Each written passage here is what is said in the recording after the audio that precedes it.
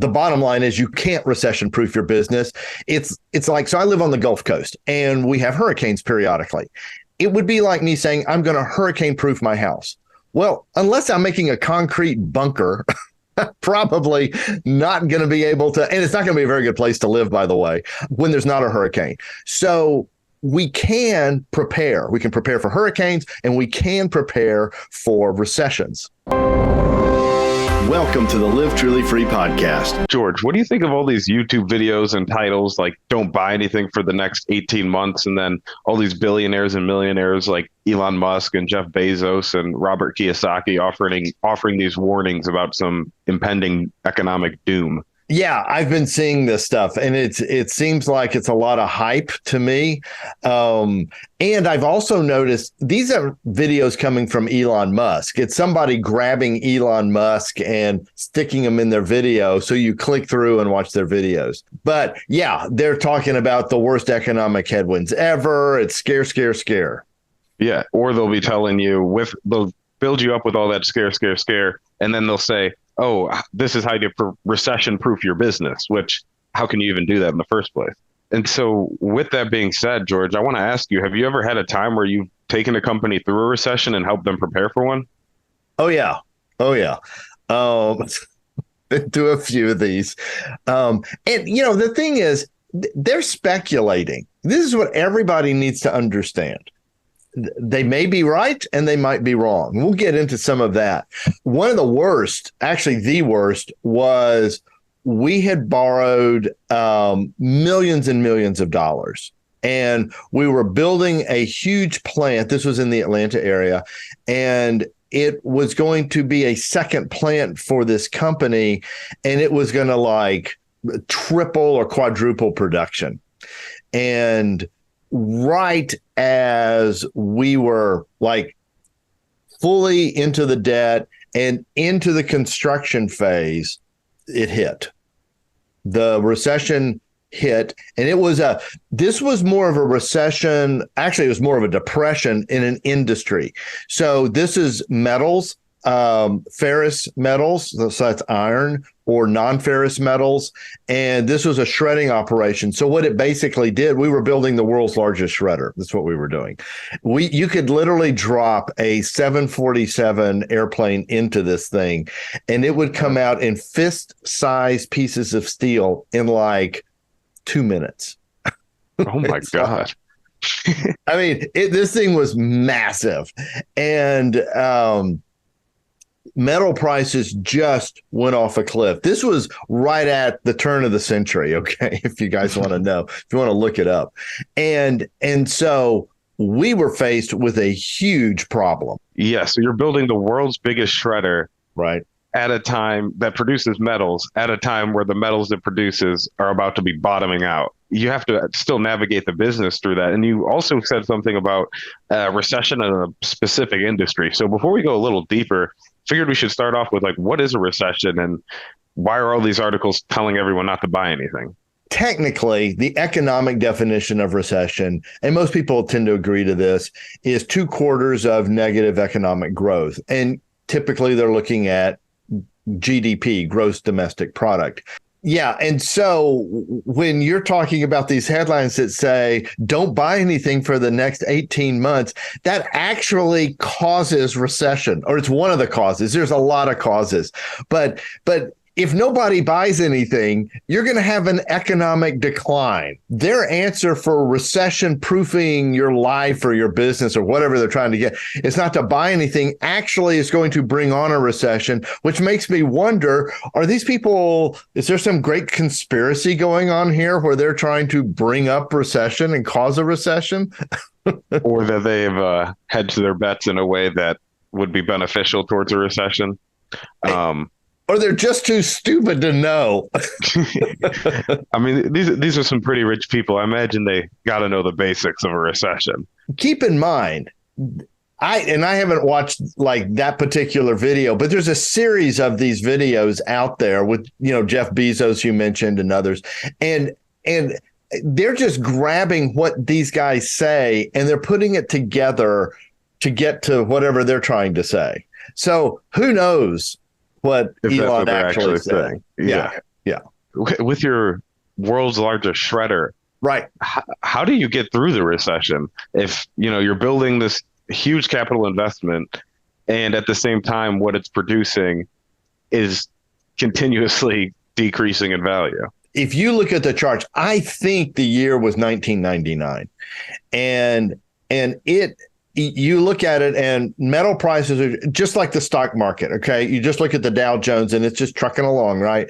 And then on the graphs, it just plummets off a cliff. Nobody saw this coming. Oh, Nobody. so you didn't even have time to prepare for it. No, you didn't. Yeah, and that's normally the case. In other words, if you look, let me go back to the hurricane thing, right? We don't know when we're going to get a hurricane. We know the odds are, between June and whatever it is, the end of September is typically hurricane season. But beyond that, and with recessions, we know how often they typically occur. And in the last since 1945, they've been occurring about every 6 years or so. Okay, well, that gives you some indication, but honestly, you should always be prepared for a hurricane. You can have a power outage due to a cold front. You should live your life prepared for downturns. I didn't answer your question though. What did we do? Yes. So what did you guys do? It was tough. It was really tough because the owner wanted to just stop. He goes, look, we don't know how long this is going to last. And that was the problem. When the prices drop like they did, what it is it's both in your raw materials and in your selling price. Okay. So we want to get school buses and drop them in our shredder, and in 30 seconds they come out. Or, a fuselage of an airplane, just drop that baby in there. Well, nobody's going to sell that kind of metal when the prices are at all-time lows. Meanwhile, on the other side, on our output side, we don't want to sell because prices are at all-time lows. But we want to buy because prices are at all-time lows, but nobody wants to sell. So you've got a huge economic problem. So the owner's looking at this and he's going, this is crazy in this environment to build this shredder. We have to stop. I'm the financial leader on the team. And I'm like, we got a small problem. We've got millions of dollars of equipment we've bought sitting on the ground. We have to construct tons of miles and miles or tons of square footage of concrete to build this thing on top of, and grading. And I mean, this was a complicated, massive project. And we had started it. And I go, our problem is the debt load we've already taken on, we can't service without more production. So our current operation wasn't generating enough, especially now in the downturn, wasn't generating enough income. I go, I don't see how we service the debt. And what we were on right then was an interest only. So we had debt service, so we're paying interest only, but we weren't having to pay it back because of the terms I negotiated. And it was upon, completion of the plant. But there were dates. I mean, they just didn't say, oh, here's a blank check on dates. So we had a tough call to make, and the call was go forward. So you're in a position where you didn't see this coming. It Right. just falls off a cliff, and you'd already made all these plans based on things not falling off that cliff. Then once you fall off the cliff, you realize the cliff is already too steep and you've already invested too much in your other plans that you can't go back up it. You can't go back because that automatically leads to failure. Like that's a known failure. Well, Whereas in the future, you just have to kind of take your chances that you're able to overcome the recession. yeah, so you're right. We couldn't go back, but it didn't have anything to do with the other plant. It was just this investment. By the way, we were using very, very complicated bonds to do this deal because of the tax benefits and stuff. And so we had drawn millions of dollars on those bonds and spent it. That was the problem. Let's say it was $10 million in bonds and we had drawn 6 or 7 million. It was a big enough number to where we couldn't go back.